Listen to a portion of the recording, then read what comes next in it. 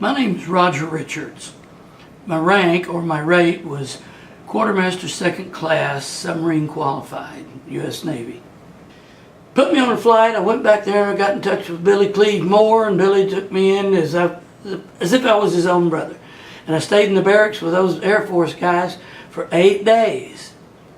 And you know what? Miraculously, on the 9th day, got a call there in the shed at the barracks, because I'd been checking with them every day. Got a call in the shed and says, "You got orders now?" I said, "All right." So I went down there and got my orders. So they put me on a bus, a civilian bus, not a Navy bus. They put me on a civilian bus to go over to Subic Bay. I'd heard of Subic Bay. I think they'd been trying to send me there the whole time. Well, it turns out the boat had changed orders with the boat, and they'd gone to some different operations.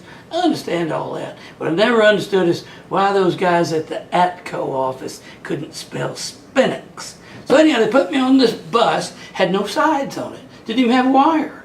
I guess there wasn't a war going on in the Philippines, but anyhow, they put me on there, and I'm sitting beside a lady with a chicken.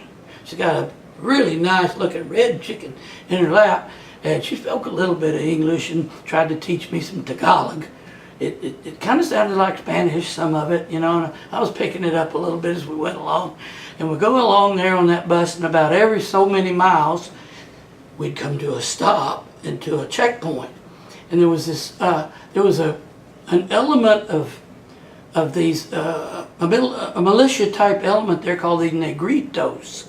And they were exactly that. They were little, it was a tribe of people, and they were really short, little, very powerful looking black people that were indigenous to the area.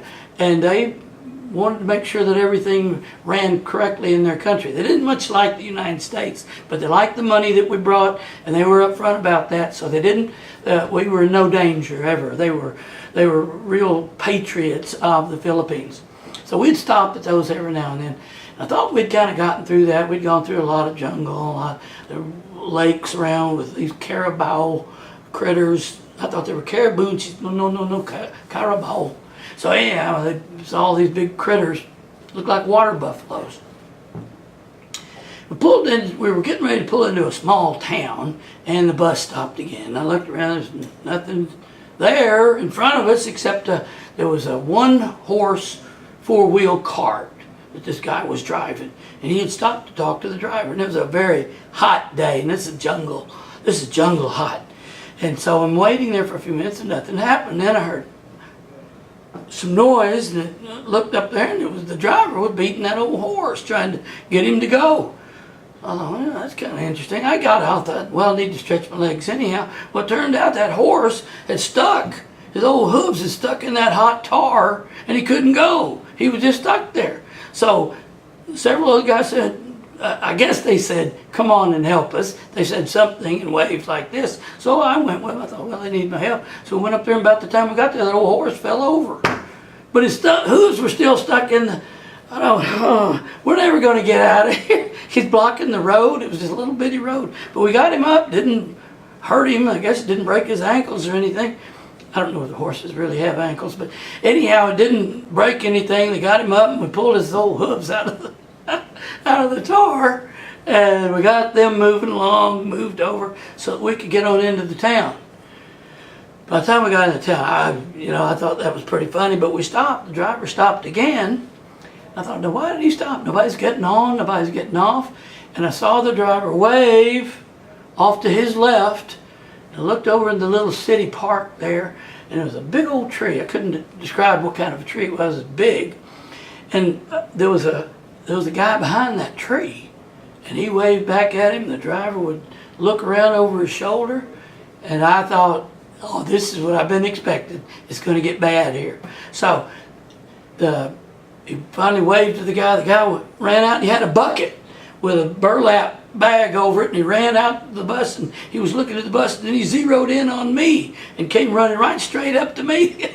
By that time, the lady with the chicken, I looked at her, and she was just as calm as could be. But then this guy come running up to me, stuck his hand down that bucket, pulled out 2 bottles of San Miguel beer. I thought he was going to pull out a revolver and blow me away. Your mind goes crazy when you're in the circumstances that you're unfamiliar with. And he said, oh, it was in, he said, cerveza, I think is what the, not cerveza, but it's close enough, cerveza.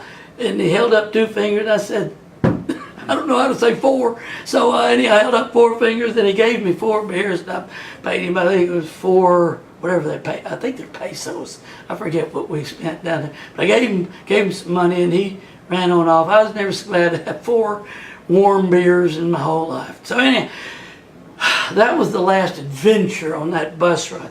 We finally got, well, almost. They didn't take me into the base. They took me into Longapo and let me out at what appeared to be a bus station. So I had to find my way with my sea bag and my 4 beer bottles over the river. We had a name for it, which means feces river. But anyhow, so I walked across the bridge, got onto the base, and they gave me a ride then onto the transit barracks, where, guess how long I stayed? That's right, I was there only 8 days. I stayed there 8 days. You had to even have a pass to get off the transit barracks onto the regular base. A pass. So anyhow, I stayed there for 8 days. Wasn't bad. I didn't have any duty to do, and I ran into another friend of mine from my hometown there. And so we commiserated about all the fun that we'd been having and all. Finally, I got orders, and they said, you report to the USS Spinax at a pier on the base in Subic Bay, Philippines. So I walked down there, and I got my orders and asked for permission to come aboard. They seemed to, submarines a little bit different, and they seemed a little amused about me asking permission to come aboard. I said, yeah, come on. So I got on board after 6 weeks, and I thought, I am in such trouble. They're just going to kill me